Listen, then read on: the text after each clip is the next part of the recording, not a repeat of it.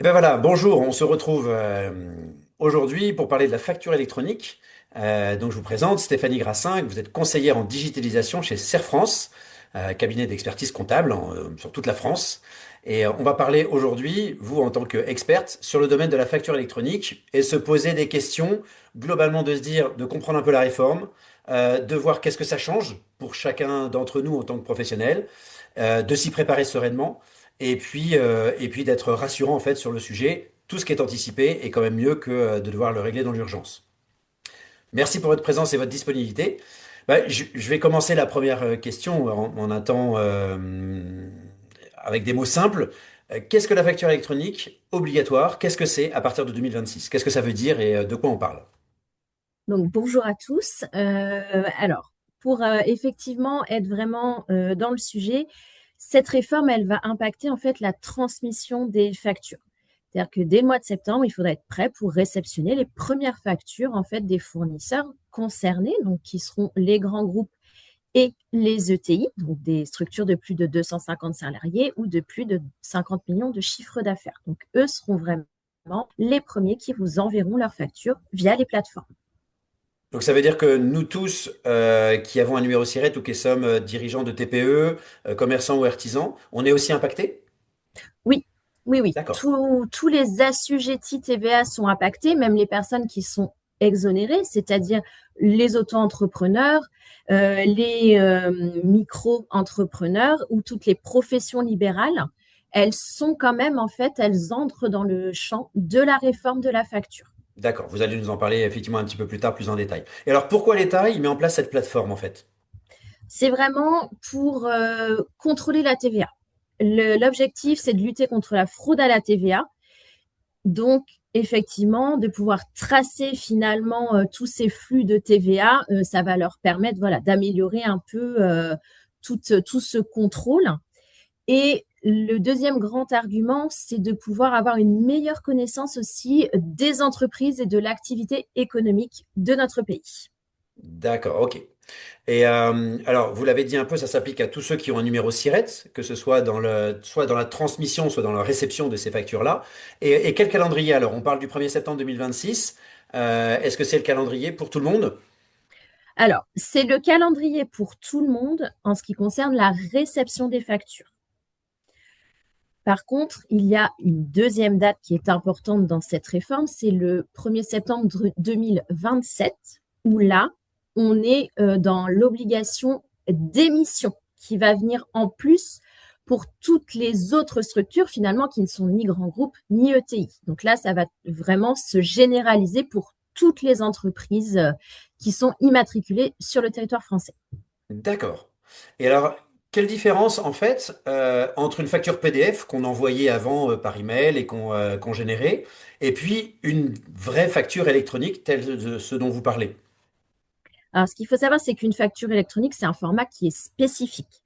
Ce n'est pas un PDF dématérialisé tel qu'on les reçoit à l'heure actuelle sur les boîtes mail. C'est vraiment un format qui associe un lisible et des données structurées. Il D'accord. faut avoir un logiciel qui est capable d'émettre des factures au format électronique pour pouvoir en émettre. Donc ça veut dire qu'il faut un logiciel effectivement spécifique pour ça.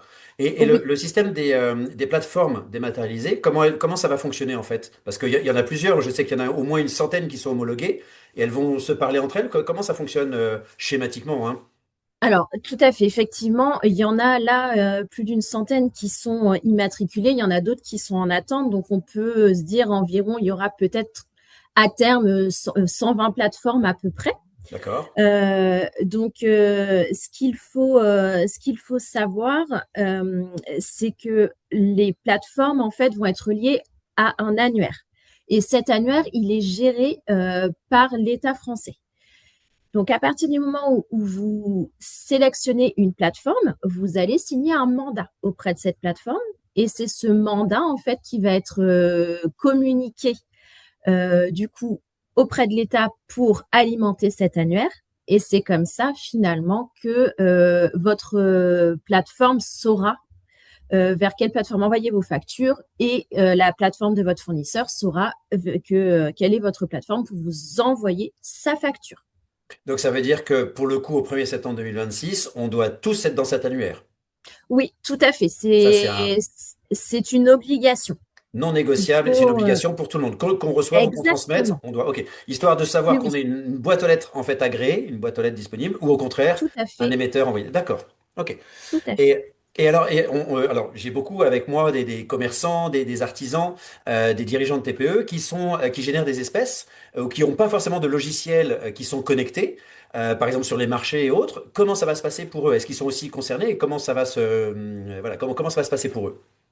Alors, à partir du moment où c'est des transactions qui sont réalisées avec des particuliers, Hmm. vous n'avez pas d'obligation d'émission de facture, puisque en tant que particulier, bien évidemment, nous n'aurons pas besoin d'avoir une plateforme. Par contre, ce qui va être important, c'est l'aspect déclaratif derrière, parce qu'il y a une autre obligation liée à cette réforme, c'est ce qu'on appelle le e-reporting. Et donc là, l'objectif, c'est que finalement, toutes ces transactions qui ont lieu avec des particuliers génèrent aussi de la TVA. Bien sûr. Et le but, c'est que le service des impôts puisse aussi avoir connaissance de cette TVA qui a été générée par ces transactions avec les particuliers. Et D'accord. donc là, c'est pour ça que en plus de l'obligation d'émettre des factures en 2027, il y aura une obligation de faire du reporting. Ouais. Donc Et c'est de donc là, déclarer. exactement, de faire D'accord. une déclaration qui finalement sera avant la déclaration de TVA finale, hein. Là, je vais donner un exemple concret. Si jamais vous êtes mensualisé, que vous faites une déclaration de TVA tous les mois, eh bien là, en plus de cette déclaration, il faudra du coup faire un reporting à la décade. Donc concrètement, Donc tous les 10 jours. tous les 10 jours, tout à D'accord. fait. Donc du 1er au 10 du mois, vous aurez réalisé des transactions et il faudra être capable en fait de pouvoir déclarer ce chiffre d'affaires ventilé par taux de TVA. Et du coup, vous avez jusqu'au 20 du mois pour la faire. Et idem du 10 au 20 et du 20 au 30. Donc voilà, et ça vient en plus, bien évidemment, des informations de TVA qu'on a pour la déclaration mensuelle. Ce serait trop simple sinon, hein. S'il Oui, n'y avait oui, pas quelques petites complications quand même. On est avec l'État français. OK. oui. Donc, on a vu la carotte dont vous avez parlé au départ, le fait de simplifier a priori les transactions, que ça améliore la compétitivité a priori, la loyauté entre les uns et les autres. Mais là où il y a une carotte, il y a aussi un bâton qui parfois ressemble à une carotte. Mais en l'occurrence, qu'est-ce qu'on risque si on ne se met pas en conformité, si au 1er septembre 2026 et puis en 2027, les uns et les autres ne se mettent pas en conformité? Donc là, effectivement, c'est très incitatif, hein, puisque on parlait donc du mois de septembre et de cette obligation d'avoir du coup un abonnement auprès d'une plateforme quelle qu'elle soit. Et donc là, si jamais vous n'avez pas souscrit d'abonnement, vous risquez jusqu'à 500 euros d'amende. Hmm. Donc déjà, ça, voilà, ça calme un petit peu. Et en plus, si jamais 3 mois après, vous n'avez toujours pas souscrit à une plateforme, vous risquez jusqu'à 1 000 euros. Et D'accord. ça, ce sera trimestriel. C'est-à-dire, tant qu'il n'y a pas Ah oui, en d'abonnement plus. plateforme, c'est 1 000 euros tous les trimestres. Oui, donc là, c'est vraiment destiné à ce que ce soit très dissuasif parce qu'une Oui, entreprise ne pourra pas vivre très longtemps si elle ne peut pas recevoir les bonnes factures et si elle doit à chaque fois payer des amendes, c'est très dissuasif. Là, on a affaire à un beau bâton, là, quand même. Ok, oui, oui, oui, tout à fait. d'accord. Ok. Et alors, soyons concrets, on n'y connaît pas forcément grand-chose en comptabilité. C'est pour ça d'ailleurs que vous êtes des experts comptables et qu'on peut s'appuyer justement sur vous sur cette partie-là. Mais quelles sont les premières actions simples qu'un artisan, qu'un commerçant comme moi doit mettre en place dès maintenant? Déjà, là, c'est un peu faire un audit, un état des lieux des moyens dont on dispose dans l'entreprise. D'accord. Quand je parle de moyens, je peux parler de moyens matériels. Donc, est-ce que j'ai besoin d'un logiciel de Oui. gestion commerciale, par exemple? Donc, dans ce cas-là, est-ce que j'en ai un? Est-ce qu'il faut que, du coup, je songe à en prendre un? Est-ce que, même si j'en ai un, il va être conforme pour respecter la réforme? Donc, tout ça, effectivement, c'est déjà la première étape, hein. C'est D'accord. l'audit de cet état des lieux. Ensuite, de se dire, voilà, si je dois mettre des outils en place, à qui je fais appel? Et est-ce que je me sens, moi, capable de gérer tout ça ou est-ce que je délègue? Et auquel cas, si je délègue, quel coût ça va engendrer pour ma structure? Donc, c'est Eh vrai oui. qu'effectivement, il faut quand même se poser pas mal de questions et c'est bien de le faire dès maintenant. Bah, il faut se poser les bonnes questions, histoire de ne pas se retrouver effectivement dans l'urgence, comme vous le disiez. Il y a autre Oui. chose? Alors après, il y a aussi, je fais un petit aparté là, au niveau matériel, la fin de Windows 10 hein, qui est arrivée. Et donc, bien aussi être vigilant un petit peu à l'état de son parc informatique pour être Oui. bien sûr qu'effectivement, il puisse être bien compatible avec un Windows 11, parce que sinon, vous allez avoir des problématiques puisque comme le système d'exploitation ne sera pas mis à jour, déjà au niveau sécuritaire, ça crée des failles et ensuite vous ne pourrez plus avoir les dernières mises à jour éventuellement de vos logiciels et surtout de tout ce qui va être navigateur internet. Hein, on va pas, enfin voilà, on connaît les plus grands pour pas citer de Ouais. marque, mais en tout cas voilà, eux ils vont exiger les dernières mises à jour parce que Ouais. bah finalement les plateformes vont l'exiger De pour toute des façon. questions de sécurité. Ah oui, elles ont elles-mêmes des obligations pour Oui, qu'elles puissent être identifiées à chaque fois les factures sous le même, les mêmes normes. Ok. tout à fait. Et est-ce que vous avez des plateformes parmi les 120 là, dont vous avez parlé tout à l'heure? Est-ce que enfin, comment on peut choisir en fait une plateforme qui est adaptée à un profil genre TPE? Alors là, il faut se poser aussi les bonnes questions. C'est-à-dire, si par exemple, on a déjà un logiciel euh, avec lequel on a l'habitude de travailler, c'est se dire, est-ce que ce logiciel, il propose une plateforme? Et auquel Déjà. cas, à quel prix? Est-ce que finalement, c'est pas la solution la plus naturelle et la plus simple? Moi, j'ai l'habitude de facturer avec du coup ce logiciel-là. L'éditeur propose une plateforme. Bon, bah, Ça semble allons-y. logique de Hein. partir avec. Ok. Voilà. D'autant plus que ça, vous Ensuite, parliez d'abonnement tout à l'heure et ça peut être aussi éventuellement intégré dans un premier temps, peut-être commercialement sur l'abonnement. Donc ça coûte pas, en tout cas au niveau de l'abonnement, ça coûtera pas dans ce cas-là forcément plus cher si c'est peut-être déjà intégré dans une prestation. D'accord. oui, oui, tout à fait. D'accord. Effectivement, ça peut limiter les coûts. Et puis de Ah, pas changer d'habitude. et en plus, voilà, c'est, on va dire, voilà, quand c'est naturellement Hmm. fait pour fonctionner ensemble, c'est quand même beaucoup plus simple. Ouais, ok. Ensuite, voilà, si vous voulez partir sur une plateforme tierce, puisque vous n'avez pas de logiciel, donc après, là, c'est vrai qu'effectivement, ça fait énormément de plateformes. Donc après, il faut se dire, est-ce que à ce moment-là, je me rapproche de mon interlocuteur bancaire, par exemple, puisque certaines Oui. banques, du coup, en proposent, ou est-ce que je me rapproche de mon expert comptable? Mhm. Donc effectivement, là, c'est le cadre du CERF France, hein, c'est le choix qui a été fait par le cabinet dont je fais partie, de proposer effectivement d'être proactif hein, pour ses clients et de proposer Mhm. une plateforme qui intègre en plus un système de facturation, donc qui peut permettre effectivement d'avoir vraiment un tout en un. Oui, parce qu'il y a plusieurs possibilités. On parlait aussi de coffre-fort numérique derrière. Enfin, j'ai entendu parler de ça lors d'une de vos Oui, présentations. Donc, en fonction de ce dont on va avoir besoin, l'interlocuteur naturel va être l'expert comptable avec qui on travaille si on est en situation SARL, URL ou on est déjà en relation avec. Et puis pour ceux qui n'avaient pas cette obligation, comme par exemple les auto-entrepreneurs, vers le banquier, puisque de toute façon, on a tous au moins un banquier pour ça, qui vont s'acoquiner d'une certaine manière, en tout cas être en partenariat avec certaines déjà plateformes, c'est ça? oui, oui, tout à fait. Même les D'accord. banques hein, ont développé leur propre Bah oui, c'est plateforme et logique. avec un système aussi de facturation. Donc, D'accord. effectivement, c'est ce qu'on appelle des plateformes hub, hein. Donc vraiment des plateformes hein, tout en un Ouais. qui vont permettre d'émettre de la facture, de la réceptionner et de l'archiver avec un coffre-fort. Mhm. Alors, quand vous me dites tout ça, me vient la question, on en a peut-être perdu quelques-uns déjà. Est-ce que globalement, vous pensez que c'est compliqué ou que c'est simple à mettre en place dans une entreprise qui n'a pas forcément l'habitude d'avoir une contrainte aussi nouvelle et peut-être aussi forte, qui peut faire un peu peur? Alors, après, j'ai envie de dire, tout dépend de son organisation, hein, parce que là, on disait effectivement, alors ça peut être plus complexe si vraiment c'est un sujet qu'on maîtrise pas du tout et qui peut être anxiogène. Hein. C'est pour ça qu'il faut bien anticiper. Donc après, si on choisit une plateforme, voilà, on va dire avec des interlocuteurs qu'on connaît, ce sera déjà beaucoup plus simple à mettre en œuvre. Exact. Là, effectivement, hein, moi, j'ai beaucoup de clients du CERF France.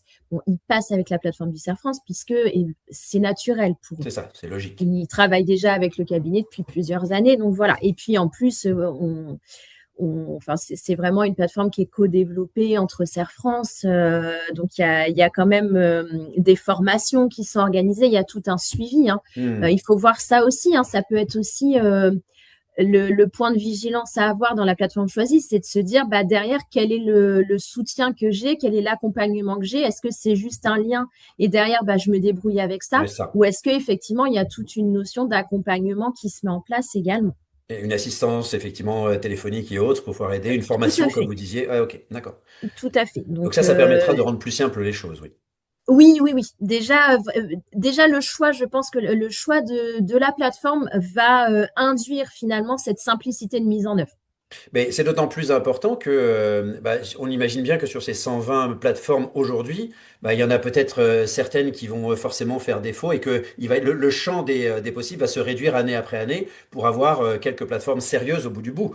Donc de pouvoir, à mon avis, s'appuyer sur des experts comme son expert comptable ou sa banque, c'est a priori, vous allez forcément faire, vous, attention à faire quelque chose de pérenne, parce que ça joue aussi pour vous, pour la pérennité avec les relations que vous avez avec vos clients. Oui, oui, tout à fait. D'accord, ok. Et est-ce qu'il y a des coûts qu'on peut déjà anticiper? On parlait d'abonnement tout à l'heure. Globalement, quels sont les coûts qu'on peut déjà anticiper dans dans ce changement? Donc, effectivement, le coût de l'abonnement plateforme, hein, en fonction de celle qui est Ouais. choisie, savoir il est induit ou pas avec, par exemple, son logiciel, ou est-ce que voilà, l'expert comptable aussi, ça fait partie de son package. Mhm. Et ensuite, c'est tous les coûts annexes hein, qu'on a déjà abordé tout à l'heure. Le coût matériel, si Mhm. jamais effectivement il faut s'équiper. Le coût logiciel, si pareil, il faut finalement s'équiper d'un logiciel de gestion commerciale. D'accord. Donc, c'est pour ça que tout ça, ça peut vite chiffrer. Donc, faut l'avoir en tête quand même Ok. que ça viendra forcément impacter Exposé, du oui, coup dans l'activité, le chiffre d'affaires, la rentabilité de l'activité, l'entreprise. effectivement, puisque ça rajoute des charges. D'accord, donc c'est important effectivement d'anticiper ça. Et pour une petite entreprise, quels vont être ses bénéfices? Je disais en préambule que cette contrainte apparente peut être aussi une opportunité. En tout cas, c'est ce que je dis à mes clients, mais ces commerçants, ces artisans. Donc, comment faire de cette contrainte? Ça n'est quand même, en tout cas, c'est un changement d'habitude. Comment on peut en tirer une opportunité? Qu'est-ce qu'on peut dire pour une petite entreprise? Comment elle peut en tirer bénéfice d'une certaine manière? Ah, elle peut en tirer bénéfice pour justement pouvoir peut-être développer une meilleure gestion parce que l'avantage de cette réforme, ça va être que à terme, hein, bien évidemment, sur 2027, il y aura qu'une seule source d'entrée pour les factures. Hmm. Donc, ça peut permettre effectivement de centraliser finalement son administratif sur un seul outil et donc moins perdre de temps à terme pour aller récupérer de la facture fournisseur qu'on a oubliée ou ce genre de choses. Et bah, là où on a du papier, on a du mail, des petites facturettes, tout ça, bah, l'objectif à terme, c'est que tout puisse être centralisé au même Centralisé. endroit. Hmm. Et sauvegarder aussi. Il y a une notion de sauvegarde, puisque Eh derrière, il y a oui, un coffre-fort qui est oui, on en rattaché. parlait. Donc, si effectivement, de base, c'est sauvegardé sur le disque dur, mais pas ailleurs, bah, vous risquez de perdre des données si jamais l'ordinateur, du coup, a un incident. Ouais. Idem pour tout ce qui est papier, ça peut être, enfin, ça prend de la place. Et derrière, quand on a besoin d'aller chercher une information, ça peut être une perte de Prend du temps. temps, bien sûr, d'aller chercher l'information. Voilà, que là, au moins, bah, tout sera Hmm. centralisé. Et puis, bah, si jamais vous avez un rendez-vous aussi, mettons un rendez-vous chez un partenaire, hein, un banquier, un notaire, et que vous avez oublié une pièce, bah, avec le coffre-fort, vous pouvez Y aller accéder de récupérer n'importe où. depuis Hmm. votre smartphone, effectivement, cette pièce-là. Donc, Hmm. ça, c'est intéressant aussi. Et de toute façon, les applications enfin là, je sais qu'elle est native déjà au niveau de l'outil utilisé par le cabinet, mais c'est vrai que autant un ordinateur, on peut se dire on l'a pas toujours avec nous, autant notre téléphone, on l'a Oui, tout le temps. il est Donc accroché à la main. voilà. Donc là, on aura effectivement tout cet aspect pardon applicatif Ouais. effectivement qui nous accompagnera pour la gestion quotidienne. D'accord. Et puis il y a aussi le fait que, comme ça, quand vous envoyez une facture, vous n'avez plus l'excuse. Ah ben non, cette facture, je l'ai pas reçue. Parce que je pense ça fera attestation. Le fait de l'avoir envoyé d'une certaine plateforme fait que ça fera office d'attestation. Et donc il y aura plus au moins l'excuse de dire, bah non, je l'ai pas reçue. Est-ce que vous pouvez me la renvoyer? Ah oui, oui, tout à fait, parce que là, les plateformes vont vraiment avoir un suivi de facture, Ouais, hein, donc oui, oui, là, effectivement, c'est l'excuse du mauvais payeur qui a jamais reçu le voilà, courrier, qui a jamais reçu les 10 mails. Non, ça, c'est fini, c'est sûr. c'est Ça, ça. c'est un aspect positif, effectivement, pour tout ce qui est créance. Ouais, voilà. Et donc, c'est effectivement, c'est important. Et donc, de l'expérience que vous avez eue, quelles sont les idées reçues les plus fréquentes que vous avez pu rencontrer et qui permettraient, pour ceux qui nous écoutent, de clarifier un peu la situation et de ne pas tomber dans des pièges?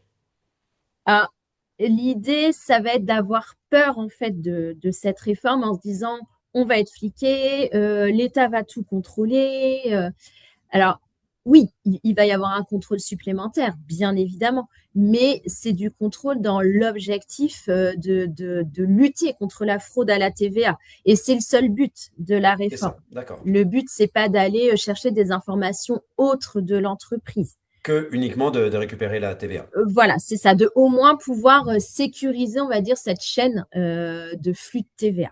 Et de limiter le black, en fait. C'est vraiment, si Oui, on bah, parle très franco, c'est ça, hein, c'est de limiter c'est ça. le C'est black. D'accord. voilà, c'est Ok. Donc, que le black encore moins effectivement, attractif qu'il ne l'était aujourd'hui. D'accord. oui, Ok. oui, oui, tout à fait. Euh, ok. Est-ce que si vous deviez donner un conseil simple à donc les personnes qui nous écoutent, donc principalement, je pense que ça va être les dirigeants de TPE, les commerçants, les artisans, et qui sont un peu inquiets face à cette nouveauté et à cette réforme, qu'est-ce que ce serait? Qu'est-ce que vous pourriez dire pour les rassurer et pour leur dire ça vaut le coup de faire le premier pas? Bah justement, c'est cette notion d'anticipation.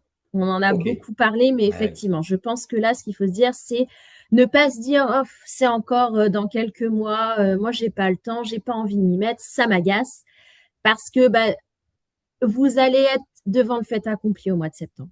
ouais. Alors que là, si vous vous dites, bon, allez, j'ai encore 6 mois pour anticiper, prendre le temps aussi de choisir mes outils et pas tout faire dans l'urgence et au dernier moment, ça va vous sécuriser dans un premier temps, hein. Et puis, ça va effectivement vous permettre d'avoir une ligne directrice, je pense, par rapport à cette réforme. C'est de se dire, bah, dans un premier temps, qu'est-ce qu'il me faut? Qu'est-ce qui est le plus urgent? Bon, bah, il y a une amende de 500 euros quand même si j'ai pas un abonnement plateforme. Donc ça, peut-être se dire, bah, je vais commencer à Commencez par sérieusement ça. me poser la question. Et ensuite, bah oui, je suis commerçant, mais par contre, bah, je vois que ma caisse, elle est un peu vieillissante. Peut-être que pour le e-reporting, Ça peut être avoir une l'occasion. caisse un peu plus adaptée, ça peut être pas mal. Bon, bah, à ce moment-là, j'ai le temps de faire des devis chez plusieurs prestataires. J'ai le temps d'étudier tout Hmm. ça. Idem pour les logiciels. Dire, bah là, oui, jusqu'à présent, c'était Word Excel. Bah oui, mais Word et Excel, ce ne sera plus Ah non, possible. non, c'est clair. Donc, une fois que voilà qu'on a anticipé un petit peu tout ça, ça va permettre voilà de se rassurer. Et ensuite, bah, si jamais on a des questions plus concrètes, aller chercher l'interlocuteur hein, qui pourra nous répondre. C'est le but du jeu de cet entretien, c'est justement de permettre Tout de à fait. casser des idées reçues et de voir les choses. Ah, il y a quelque chose qui me vient aussi. On est bien d'accord que c'est une réforme pour la transmission des factures et pas pour leur paiement. Alors, non, le paiement et comme les déclarations de TVA, tout ça, ce n'est pas impacté. C'est-à-dire que les conditions commerciales hein, de la facture restent inchangées. Si C'est ça. normalement vous avez l'habitude de payer à 30 jours par virement ou si elle est prélevée, ça ne changera pas. C'est C'est ça. pas reçu, payé. C'est Pas du ça. tout. On n'est C'est pas du ça. tout dans cette logique-là. Là, faut se rassurer là-dessus et ni se dire, ah bah, ils vont me prélever ma TVA tous les 10 jours parce que j'ai fait mon e-reporting. Non, non, Pareil. pas du Pas d'idée. là, ce n'est pas du tout impacté par C'est cette ça. réforme-là. Je sais que j'avais Ah, beaucoup de remarques, oui. oui, oui, oui, oui, c'est pour ça. Faut se rassurer là-dessus. Par contre, effectivement, peut-être qu'à terme, hein, on parlait de simplification, mais justement, de pouvoir payer à partir de sa plateforme, ça pourra aussi simplifier les choses. Peut-être. Mais en tout cas, ça fait pas de lien aujourd'hui. C'est pas parce qu'on a reçu la facture qu'on a l'obligation de payer Non, et la vérification n'est pas dans le paiement. On peut payer une facture, comme vous disiez, en plusieurs fois ou même voir un litige sur la facture. oui. L'idée, c'est juste que les transmissions sont homogènes et la TVA est toujours récupérée de toute façon sur ce qui est encaissé et pas sur ce qui est déclaré. Donc ça ne change pas. Alors ça, non, non, ça ne change C'est absolument ça. pas effectivement sur la notion de TVA pure, effectivement, de savoir quand est-ce qu'elle est réellement collectée ou collectable. D'accord. Eh ben, merci beaucoup Stéphanie pour cet entretien. L'idée étant de pouvoir fluidifier un peu ces informations. On entend beaucoup de choses autour de nous et rien de tel que de parler à une spécialiste pour enlever toutes les idées reçues, les pièges. Et puis, eh ben, merci pour ces conseils très pratiques qui vont me permettre, en diffusant ça autour des dirigeants de TPE, de pouvoir leur permettre d'être mieux informés et donc d'anticiper. Je crois que c'est le maître mot aujourd'hui, c'est d'anticiper et d'aller se renseigner auprès de personnes qui sont compétentes, les experts comptables, les banquiers ou toute autre personne qui pourrait en savoir plus pour ce sujet-là. Oui, oui, tout à fait. Merci beaucoup Stéphanie, belle journée Merci à et vous puis pour cet entretien et très bel après-midi à vous également. merci pour cette disponibilité et à bientôt certainement. Au revoir Stéphanie. Oui, au revoir.